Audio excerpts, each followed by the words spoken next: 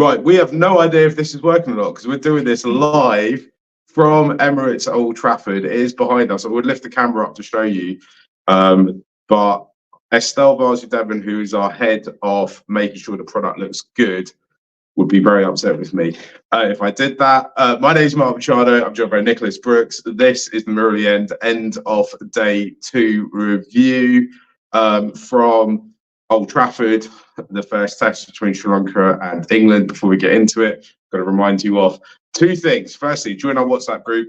It's our WhatsApp. It's not a group; it's a channel. We just post updates through the day. We'll put a link in the bio if it's not already there. In the description, you can find it all across socials. And secondly, Three Falcons Pub. It's a few minutes walk away from Lords. Next week, when the circus, the Test series rolls into St John's Wood, we're going to be going down to the Three Falcons at the end of play after every day. It's a big kind of Sri Lankan fans meetup. We've got loads of special guests coming, people you'll know from the world of cricket. We will have beers, food. The biryani's amazing there. The butter chicken's amazing there. And I'm hoping they're going to have some lion. I need to check up to make sure they've got lion. We don't know. Anyway, day 2, let's get into it. Nick, we thought it was going to be a tough day for Sri Lanka, but Asita kind of stole the headlines. Yeah, I think it was a great day for Asita Fernando. Bowled really nicely with the new-ish ball. Looked threatening from his very first over. In that second over, he almost had Dan Lawrence. The umpire gave it out on the field, but it was just missing the top of the stumps. And then got Ben Duckett on review with a full in-swinger. His very next over, he bowled an absolute beauty to get rid of Ollie Pope. Just nipped back off a length and took his off stump. And then after that, I thought the game was getting away from Sri Lanka, to be honest. Joe Root and Harry Brook were compiling sort of like really risk-free runs quite quickly. But Asita came back from the Brian Statham end, which I thought was the media box end until you told me otherwise. And as the other quicks were struggling and Prabhat wasn't getting a lot out of the pitch, he found some reverse swing, used the wind to his advantage, bowled really, really nicely. Tailing the ball back into the batters late, and then managed to get Root with a kind of straight one that clipped the inside edge. I didn't think it had carried live to Chandimal, but on replay it was a really, really good low catch. And I think that wicket sort of changed the game. And then Prabha came after tea and bowled 2 magic balls. 2 absolute peaches. We'll get into those balls first. We'll talk about Asita again. This is a safety announcement. Vehicle movement has been authorised and vehicle curfew on site has been lifted. All staff need to wear high vis. Please be aware vehicles are now moving on site. Live TV and proof that we're at Old Trafford if you needed it. I want to talk about Asita again because in the press conference we got some great insight. What did we learn? Yeah, really interesting quotes from Aqib Javed, who compared his wrist position to Mohammad Asif's, which I mean is incredibly high praise. Aqib worked closely with Asif, and I think he said actually brought him into the Pakistan system. And he said that Asif has got the same kind of wrist position where he doesn't shift it to swing the ball either way. He keeps that same wrist and can swing the ball both ways from it. I mean, he's a really complete package, isn't he? He doesn't look much of a fast bowler, 5'8", square-shouldered, little bit of a pot belly. But I mean, he's just got all the tools, and he's so used to bowling on unfavourable tracks that I think he must have been licking his lips coming here today to a thick grey skies, pitch with a lot of variable bounce. And I mean, Aqib was full of praise for him in particular. At the close of day press conference, he said he thinks that he's going to be a sort of breakout star from this trip, which I think we've been saying for a while. And I think today was just further proof that Asita Fernando really is the real deal. Yeah, I've been apprehensive for and told absolutely anyone who'd asked me about this for ages about how Sri Lanka would get 20 wickets. They obviously had a plan. They obviously came today and kind of executed it. They've got to get 20 wickets to win this test match. They got 6 of them today. Asita, I thought was great. I think I felt the English batters were maybe slightly underprepared for him. Didn't quite know what he was going to be all about. I don't know what you thought, Nick, but maybe part of that might have been our fault because we weren't bigging him up in various preview stuff that we did as much as we should have done. Because actually, you think about it. Firstly, at the beginning part of his career, he was the kind of guy who was called up kind of last minute when all our other fast bowlers were weren't doing so well and having to kind of step in and fill into places last few minutes, last minute. And then on top of all that, what he's really done last year is everywhere they've gone, any opportunity he's taken wickets. He's been an absolute handful for batters. And I think maybe, I say we, I mean people in and around the Sri Lanka team haven't been talking him up as much as we should have done. Maybe that's just me though. Yeah, I feel that I've been banging his drum to anyone who'll listen. I think it speaks volumes, the fact that he averages 28 in Sri Lanka in a place where a lot of really good fast bowlers have gone and struggled to take wickets. And I think we saw it today when the ball got old. I mean, it's looked in both innings to me thus far that once the ball gets soft and old, it's a lot harder to have threat. And I think we saw that to an extent from both Vishwa and Milan. But Asitha came back and was still able to cause problems. I mean, he can reverse swing the ball, but he also isn't afraid to use his bag of tricks, right? We saw Yorkers from him today. We saw slower ball bouncers. He unfurled the whole arsenal, and I am really excited to see what he can keep doing through the rest of this tour. Let's talk about Prabha's two magic balls. Before we do that, though, if you haven't hit the subscribe button, what are you doing? You're absolutely killing us. We're trying to create Sri Lankan content, or Sri Lankan cricket content for you as much as we can. Please help us by supporting us by hitting that subscribe button, hitting that follow, tell your friends and family about us. We're going to be at every day of the test series, so at least you've got hopefully another at least I want to say 10 shows left if it goes as badly as it could go. Prabha Jayasuriya for me, Nick, his two balls today were probably about as special as I might get to see in real life for the rest of my life. Man, I mean, I've seen people already dubbing that ball to Harry Brook as ball of the century. That might be a little bit strong, but I mean, you saw Harry Brook's face and it spoke volumes. It was pretty unplayable. Pitched well outside leg, found a lot of turn and bounce, and clipped that off stump. And it really came out of nowhere, because I've got to say, up till that, prior to tea, I thought Prabha bowled quite poorly. He started off at the top end, the Jimmy Anderson end, where Shoaib Bashir did all his work from yesterday, and looked like he couldn't get any rhythm. I thought he wasn't as kind of accurate as we're used to seeing him. There was quite a lot of stuff down the leg side. I thought he was bowling a bit too full, and then not finding much turn really. And then again, he switched to the Statham end. I thought he was too full, wasn't really turning the ball, didn't look particularly threatening. And then after tea, that ball just came out of nowhere. And I think you just need one to turn and it changes the whole complexion of the match. And suddenly that thought is nagging away at the England batter's mind. And it wasn't just one. The ball to Wokes, not quite as dramatic turn, but still pitched about middle, clipped off stump. It ends up looking a really good day from Prabha, who I think will probably be stealing the headlines away from Asitha. Yeah, so my big worry for when England come to bat is I kind of think the kind of top three are slightly undercooked.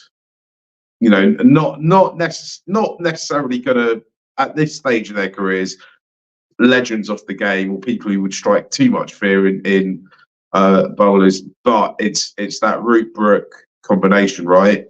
And you kind of feel you get some early wickets, and then Root and Joe Root and Harry Brook are there, and you're like, right, this is the moment. These are the two that are going to take the game away from you. Asitha got Joe Root out, and then that ball to get Brook out was incredible. Magic. But absolutely magic. I'll be watching that on replay for a long time. I'll be showing kids in 80 years time if I'm still around, like, look at this is what Grandad Prabha did when he came to Old Trafford that time against, do you remember that legendary England batsman Harry Brook? That's how he got him out. It's a fantastic ball. I think he's going to get more and more into this game, isn't he? He's going to become a bigger and bigger part of it. If it gets to fourth innings, when I say that, I think the main hindrance for that at this stage is going to be the weather. If we get that much play and it looks like a result's possible, Prabha's going to be the guy. I think he's going to steer us over the line. Today should belong to Asitha, really, even though Prabha did those two amazing balls. I kind of feel bad. I'm kind of talking it out here. But yeah, I think he's going to come more and more into this game. I think this doesn't look like a great pitch. There's been a lot of variable bounce, and it's quite dusty. It's starting to take turn, and you would expect that to only get more and more pronounced as we move towards day 4 and 5. So, look, England are going to get a lead. I think tomorrow morning is going to be crucial. I have to say, Jamie Smith, I thought, batted superbly and looked really very calm, very composed. It kind of, I mean, he played one straight drive for 6 off Prabhat. Apart from that, I don't remember too many shots that he played, but he just seemed to rack up kind of very risk-free kind of easy runs, and suddenly before you knew it, he was on 70 odd not out. So I think taking his wicket is going to be crucial, not letting that tail of England get too many runs, and we don't want to be staring down, I think, much more than a 100-run deficit. But I think Sri Lanka have to take heart from the way this pitch is played and feel that bowling fourth on it is going to give them a little chance. The thing, sorry, just if you're just joining us now on YouTube, we're live. I want to tell you 2 little bits of information. Firstly, we have no idea how this looks on YouTube. We just decided to do this. Our head of video, Estelle, told us this is the way we should be doing it. So if it doesn't look great, doesn't sound bad, please forgive us. We're trying something new here. Also, if you are watching us, I would say if you can see us, it's like we're talking to the abyss and to the void. Who knows? If you've got any comments, I think there's a tab I can press that will have comments. It might all fall apart when I press that button, but if you want to ask us any questions, ask us them now, because we're going to wrap this up in a few minutes times. I'll come to that in a minute or so. So write those questions if you can, if you want to. Don't have to. Feel free not to. Nick, the 2 things that gave me, one thing that gave me joy today, and one thing that didn't give me joy today, Angelo Matthews. Just watching him, I'm obsessed. Like, I was obsessed. I've been obsessed with Angelo for over a decade now. But to be able to watch him in a stadium at this stage of his career, just watching him warm up, watching him have fun, watching him, because he just enjoys it, doesn't he? He's bringing the good vibes. Yeah, and I think that's kind of typical of the rest of this squad. They're here. They don't look stressed. They don't look like, it doesn't look to me like they feel under pressure to get a result. They don't look. They're playing good cricket. They're playing hard cricket. I think they're doing all the right things. And this isn't in any way a criticism of them, because they just look relaxed. They look like they're professional cricketers going out and playing cricket with their mates and enjoying it. And I think that's absolutely brilliant, isn't it? Yeah, it's nice to see them having a good time. We should say that we had a brief interaction with Vanders on the way out the nets this afternoon.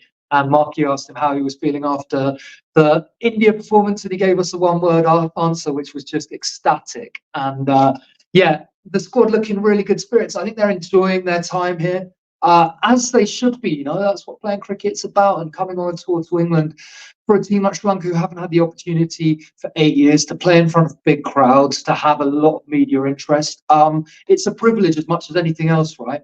And I think through the first 2 days, they've stood up and showed a English public that was a little bit skeptical about their abilities, that they're not a bunch of mugs who are just going to roll over, right? Yeah, absolutely. I think they've, within 2 days, they've done themselves proud. I thought there was a scenario when we were 6 for 3 yesterday. I thought this game could be all over by the end of day 2. I was looking up things to do in Manchester on Fridays, but they've got themselves right back into it. They've fought hard.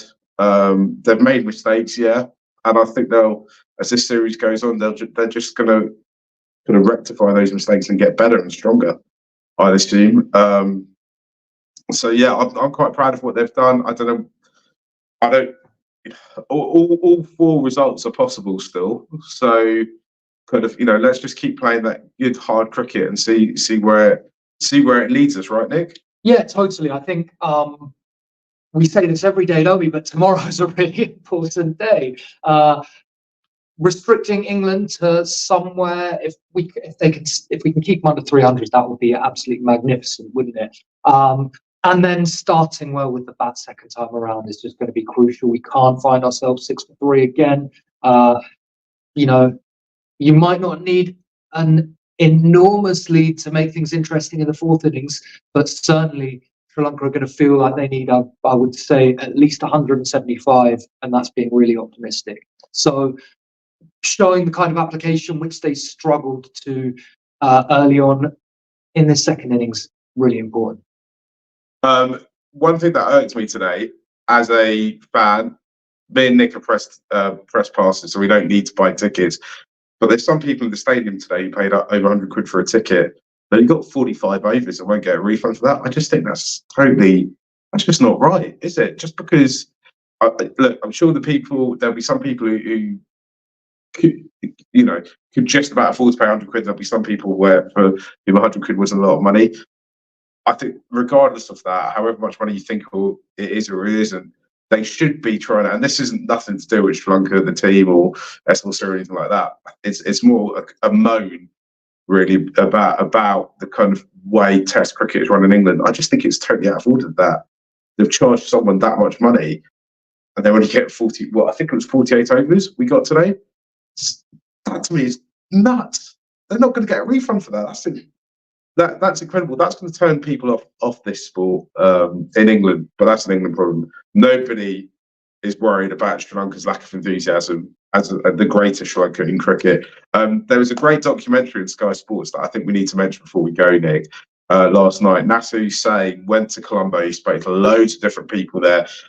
He spoke to loads of experts about Sri Lankan cricket, including our very own Nick Brooks.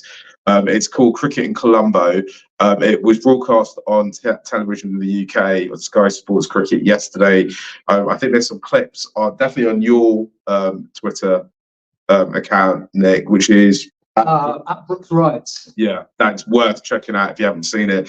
And we think that they're going to put the whole episode or the whole show on Sky Sports Cricket at some point. I imagine it'll be in at least a few days. Please don't keep asking us when it will be, but we're told it will be. Right. I have no idea if this has gone out on Facebook. I have no idea if you can hear us or not. I asked earlier if you've got any questions, any comments, leave them in. You might not have. I know there's not a huge amount of people watching this live, but I'm going to attempt to click the button to see if there is any. Oh, there is some. Hold on. Someone said, looking forward to this. I hope you can hear us. Dom said, let's go. What did you think of DDS's captaincy today? Nick, I'll let you take that one. I thought it was odd he didn't bowl. Yeah, I think we both thought that maybe he should have bowled when Kamindu came on. I thought that he did pretty well. And at that time when Root and Brook were batting and not a lot was going on, I liked the way he was cycling his bowlers. There was one plan in particular which I thought was really interesting when Milan Ratnayaka was bowling with two kind of short extra covers and kind of bowling the ball outside the off stump and clearly looking to get Harry Brook to drive at it and engineer a catch. I like the short mid wicket when Asler started to reverse the ball back into the batters. I was pretty impressed with DDS's captaincy today. And at times it didn't look easy out there, but I think he did pretty well. Yeah, I thought they've obviously talked about how they're going to get certain players out, and they kind of executed quite well, right? For me, the key thing about England's batting, as I said earlier, was that Brute. It's the Brute partnership. The Brute and Brute partnership, and they kind of handled both of them quite well. I mean, some critics of Sri Lankan cricket would say the Harry Brook ball was a one in a billion type ball, but actually, we know that Prabhat can bowl those types of balls. We just maybe weren't expecting it at that moment. So it didn't look like it was a pitch that he was getting much love out of, but he did it and it was great. Day one, cricket says, do you fear a late order surge from England? Hope they can get them for 30 or 40 in the morning. I obviously will not sleep tonight thinking about what our plans are to get to finish off this tale. Gus Atkinson is going to turn into Milan Ratnayaka tomorrow, isn't he? Nick, what's your feelings about this? Yeah, I'm a little fearful about what England's tail can do. There's been a lot of talk about it being a long tail, but Atkinson, Wood and Potts can all bat. I think I heard a stat say that Potts is averaging 40 this year in the County Championship and has a first-class 100 this year. So, yeah, we've got to get them, I think, fairly cheaply, and the start's going to be crucial again, that first half hour. If can restrict them to 40 more in the morning, that would be an absolute dream come true. But I'm kind of hoping the weather kind of holds up, right? Because if we have another, I think the kind of staccato nature of it coming on, coming off, actually, because our test team at least is so experienced. I don't feel like it has a huge impact on the Sri Lankan players. I mean, I think DDS at the end of the day was quite keen to get them off as quickly as possible by the sounds of it. So yeah, I think weather's one the other kind of, I would say, the mystery factor of it all. In Sri Lanka, you have mystery spin. In England, you have mystery weather, right? It is absolutely freezing in Manchester today. It is wet and it is incredibly windy. Me and Nick are born and raised in England, and we think the weather's not just bad for August or for summer. The weather is bad for any time of the year, right? This is proper winter. They're basically playing in. I wouldn't say it's as bad as it gets. It doesn't really snow much. Definitely in the south of England, in London, where we're from, it doesn't snow much. I think it might snow slightly more up here, but this is like a winter's day in London. Yeah, I'll just say I wouldn't have wanted to be sat outside today. Someone kept opening the door in the media box, and I wasn't enjoying that an awful lot. So yeah, it's not great weather. Sri Lanka had the hand warmers out, didn't they? I hope it warms up a bit tomorrow. Yeah, definitely. By the way, if you're coming to any of these days at Old Trafford, 3 more days left. If you come into Lords of the Oval, first, if you come to Lords, or if you're in London at that time, remember to come to Three Falcons. Secondly, if you come to those days, let us know. And also, if you're bringing shorties, bring us a couple as well. We love a mutton roll. I eat egg rolls. I eat everything. So don't worry about that. As does Nick as well. Ruan's messaged in. How big a lead can SL Ford? How big of a 4th innings target would the SL feel comfortable with? This is a good question. So this time yesterday, I thought if they got England out for anything under 400, it would kind of be all right. Today, at the end of today's play, I think ideally we want to try and restrict them to kind of around 300-ish. I think around 300 would be great. I think possibly 320, 330. They might still feel they have a sniff. But they're going to have to bat a lot better than they did first time around. The top order need to score runs, and the new ball's going to be a threat. And if this variable bounce gets worse, we could get skidders that come out of nowhere. Sure, Bashir's going to be in the game, but I do think bowling 4th is an advantage. Yeah, I definitely think it is. Target for 4th. I mean, ideally, what the ideal scenario would be is you skittle them all out well before lunch tomorrow morning, and then you bat all the rest of tomorrow and most of I forgot what day it is, most of Saturday, and then you put them in ideally with a total of kind of north of 250, kind of towards the end of Saturday, and see what you can kind of do for there. I mean, if they get them all out for 20 or 30 runs tomorrow, then I think it's almost like a very different game, right? Especially because I assume that our top order's got to be thinking we're just going to stick about. Like, there was so much noise before this test started about Sri Lanka not going to be at the races for it, and now when you look at it, if you divide it into kind of top order batters, lower order batters, opening bowlers, kind of all pace bowlers and spin bowlers, of that 4, if that's your 4 ways that you compose a test side, the one bit that hasn't functioned for Sri Lanka has been the top order batters, right? They've got to be sitting there. I don't know if they sit around as a unit. I don't know if they're sharing a room. I don't know if they all go and eat breakfast together or all go do nets at the same time together, thinking, guys, we've just got to show up. We've got to put something in. We've got to put performance in, and then you're giving yourselves the best opportunity to win it. Our pace bowlers are bowling fire at points, and Prabhak's gonna be loving this pitch come that 4th innings, right? Dane Ingram's written in. Definitely need Patham in for Madushka, who's really a real old-fashioned 90s type player who doesn't fit in this day of Test cricket. I think we need Patham in. I'm not sure he's coming in for Madushka, though. I think what Sri Lanka really need in England in a 5-day game is an old-fashioned 90s type batter. What do you think, Nick? Yeah, I mean, I'm not. I think it would be harsh to drop Madushka.